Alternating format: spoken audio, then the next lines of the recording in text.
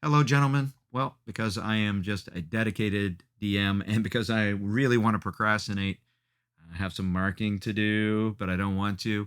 I thought it would be best to spend my time learning a little bit about rolling in Foundry. So here are some characters you might recognize. You last saw them bobbing through the air as their mad friend Sidnoth madly tried to flee. They have discovered a nasty Japanese poop demon, an Akamano, and they want to deal him some dirt. Haha, see what I did there? All right, now watch what we can do. Fenvaler decides to use his Hammer of Thunders. If I just click, of course, simple roll and damage, right?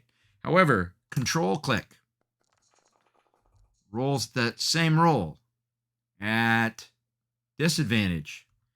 In this case, both of the dice rolled the same, but there's a clear demo of disadvantage. Shift click rolls advantage.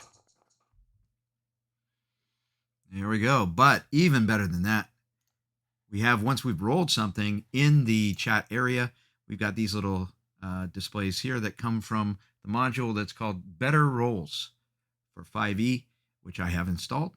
And you can do all sorts of stuff. So if you click on your target and then you go to this right button here, you can actually take away the damage that you just rolled from that target.